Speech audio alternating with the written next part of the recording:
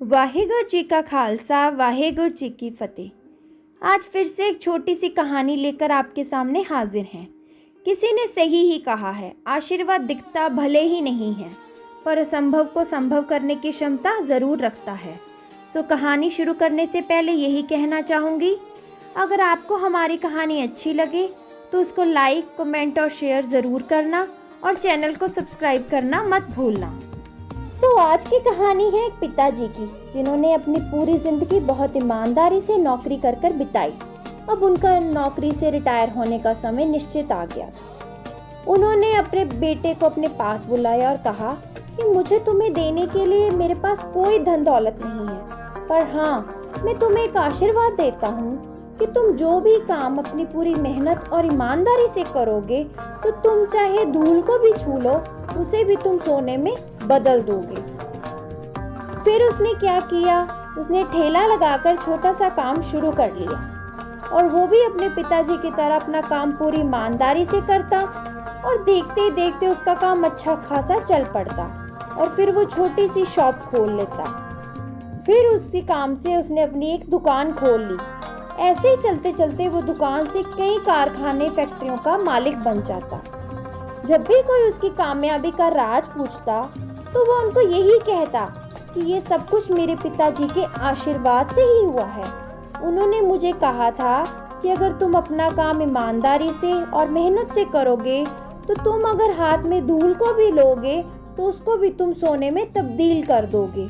और वैसे ही हुआ। आज मैं इतना कामयाब हो गया हूँ। तो ये सुनकर उसका सब लोग मजाक उड़ाने लगे और कहते, अगर तुम्हारे पिताजी में इतनी ताकत थी तो वो खुद क्यों नहीं अमीर बन गए।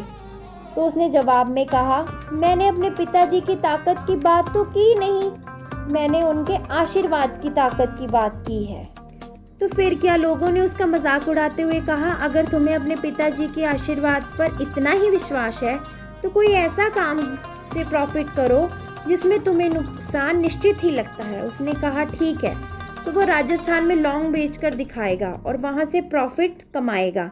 जैसे कि आप सबको पता है कि राजस्थान में लौंग बहुत मशहूर है और वहाँ राजस्थान से लोग लौंग लाकर हमारे शहरों में बेचते हैं। मैं आपको वहाँ पे उनके लौंग में प्रॉफिट बेचकर दिखाऊंगा।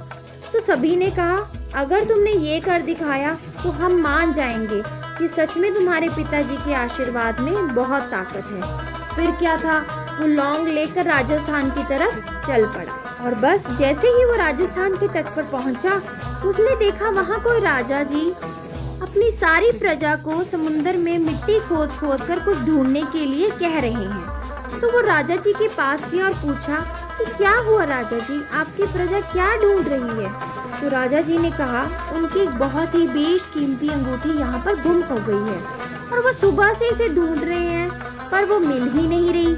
फिर राजा जी ने उससे पूछा, खैर तुम बताओ, मैंने तुम्हें पहचाना नहीं, पहले तो तुम्हें कभी देखा ही नहीं। तो फिर उसने बताया कि वो यहाँ पर लौंग का व्यापार करने आया। और ये सुनकर राजा जी हैरान होते हुए कहते हैं, यहाँ पे लौंग का व्यापार, यहाँ पे तो पहले ही बहुत लौंग है, तुम्हें इस व्यापार में नुकसान होना निश्चित है। उसने वही बात राजा जी को बताई कि उसके पिताजी ने उसको एक आशीर्वाद दिया है, अगर वो ईमानदारी से और मेहनत से कोई काम करेगा तो वो धूल को भी छुएगा तो वो भी सोने में तब्दील हो जाएगी। बस जैसे ही उसने ये कहते कहते धूल में हाथ घुमाया तो उसके हाथ में राजा जी की बेशकीमती अंगूठी हाथ आ जाती है। और ये देखकर राजा जी बहुत खुश होते हैं और कहते हैं, ये अंगूठी तो मेरे लिए बहुत कीमती है, मैं कभी भी तुम्हारा एहसान नहीं चुका पाऊंगा।